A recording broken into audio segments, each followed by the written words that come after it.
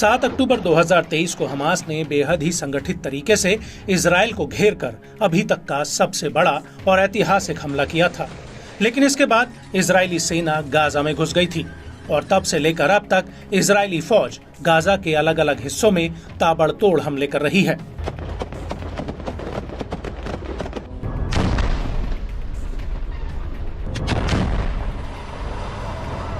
लेकिन इन हमलों के बावजूद हमास अभी भी गाजा की जंग में डटा हुआ है और उल्टा अब इजरायली सेना हमास के हमलों से बैकफुट पर आ चुकी है और हमास ने आईडीएफ के ऊपर हमला करने के तरीकों में लगातार बदलाव किए हैं, जिससे इजरायली सेना हमास के बिछाए जाल में पूरी तरह से फंस चुकी है।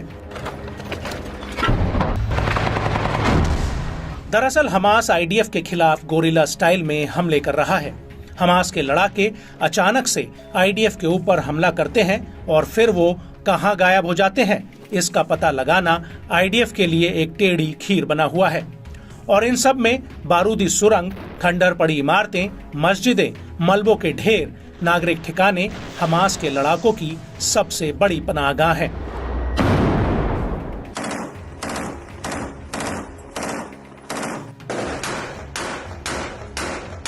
हमास के लड़ाके आम नागरिकों के भेष में इजरायली सेना पर कहर बरपा रहे हैं। ये लड़ाके कई बार इजरायली सैनिकों को धोखे से खंडरों में बुलाते हैं और फिर बूबी ट्रैप से उन बिल्डिंग्स को उड़ा दिया जाता है। लेकिन गौर करने वाली बात यह है कि हमास के लड़ाके इजरायली सेना के ऊपर सामने से आकर हमला नहीं कर रहे हैं, बल्कि वो अपने ठिकानों में छिपकर ही आईडीएफ के ऊपर रॉकेट, मिसाइल और ड्रोन अटैक कर रहे हैं।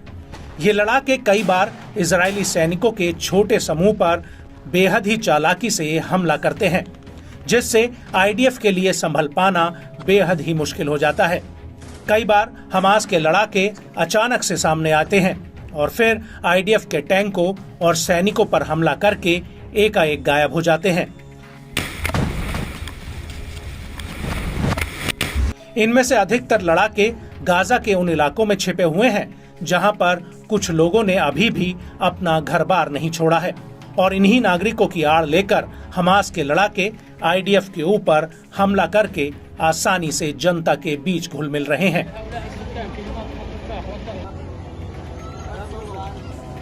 और हमास के सरेंडर नहीं करने की वजह से इसका खामियाजा गाजा के फिलिस्तीनियों को भुगतना पड़ रहा है। इसको लेकर गाजा अथॉरिटी के एक आंकड़े के मुताबिक हमास और आईडीएफ की जंग की वजह से गाजा की करीब 2% आबादी जंग में मारी गई है, जबकि 80% लोग अपने घर बार से विस्थापित हुए हैं। वहीं संयुक्त राष्ट्र के मुताबिक इन हमलों में गाजा में अधिकतर इमारतें मलबे का ढेर बन चुकी हैं। हालांकि गाजा में इजराइल के करीब 350 से ज्यादा सैनिक मारे गए हैं।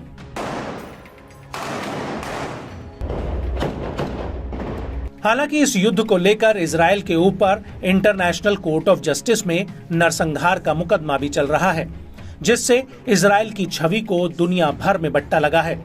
वहीं मिडिल ईस्ट के कई मुस्लिम देश सीधे सीधे इजराइल के खिलाफ उतर आए हैं और अब एक बार फिर से फिलिस्तीनी देश की मांग की चर्चा दुनिया में जोर पकड़ चुकी है।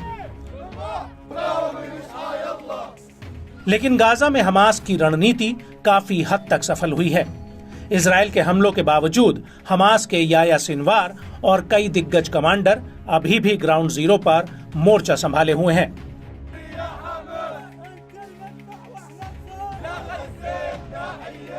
आईडीएफ का दावा है कि उसने हमास के 25,000 लड़ाकों में से 14,000 से ज्यादा लड़ाकों को मार दिया है, लेकिन आईडीएफ का ये दावा अभी भी एक पहेली बना हुआ है और हमास की रणनीति है कि वो इस युद्ध को जितना लंबा हो सके उतना लंबा खींचे, जिससे इंटरनेशनल लेवल पर इजराइल के ऊपर दबाव बढ़े, भले ही इसकी कीमत गाजा में और ज्यादा बच्चों और महिलाओं की मौत से चुकानी पड़े।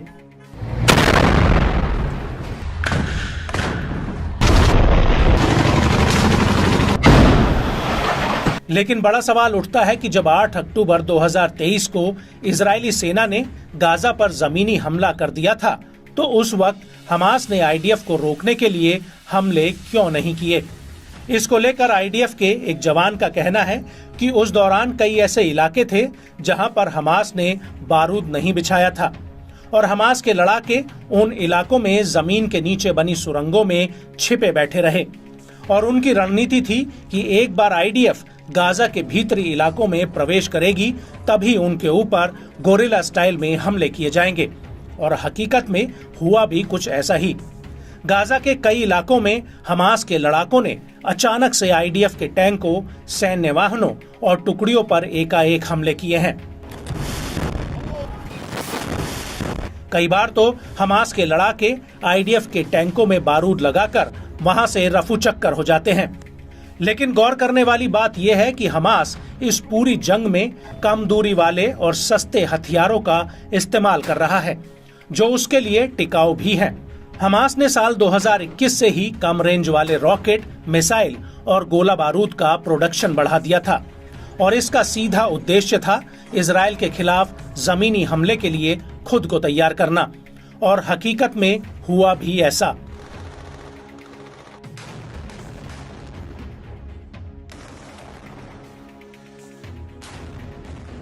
हमास के लड़ाकों ने पूरे गाजा में सैकड़ों नई सुरंगें बनाई ताकि आईडीएफ के साथ जंग में इनका इस्तेमाल बिना किसी रोक टोक के किया जा सके। और इस पूरे नेटवर्क में हमास ने बातचीत के लिए एक अच्छा लैंडलाइन टेलीफोन नेटवर्क बिछाया जिसे आईडीएफ के लिए मॉनिटर कर पाना काफी मुश्किल है। यहाँ तक कि गाजा में इंटरनेट और मोबाइल फोन बंद होने के बावजूद हमास के लड़ाके इस नेटवर्क से एक दूसरे से बात कर सकते हैं। और हमास गाजा के भीतर आईडीएफ को खुफिया कैमरों, ड्रोन और आम नागरिक मुखबिरों से ट्रैक कर रहा है। और यहाँ तक कि गाजा में बच्चे भी हमास की मुखबिरी का काम कर रहे हैं। ऐसे में आईडीएफ के लिए इस नेटवर्क को तोड़ना भी मुश्किल है। और जैसे ही आईडीएफ का काफिला एक इलाके से गुजरता है या फिर इकट्ठा होता है, उसके कुछ ही मिनटों में हमास के लड़ाके एकाएक सुरंगों से निकलकर उनके ऊपर धावा बोल देते हैं। और ऐसा उन इलाकों में होता है जहां पर आईडीएफ हमास को ढेर कर चुकी होती है, लेकिन हकीकत में ऐसा होता नहीं है। और इन लड़ाकों में एक पहले तो कैमरा पकड़कर वीडियो रिकॉर्ड करता है, जबकि दूसरा हमला करता है और तीसरा बूबी ट्रैप को तैयार करता है ताकि जैसे ही हमास के लड़ाके वापस आएं और उनके पीछे अगर आईडीएफ के जवान आते हैं तो सुरंग में बिछे बारूद यानी बूबी ट्रैप में धमाका किया जा सके।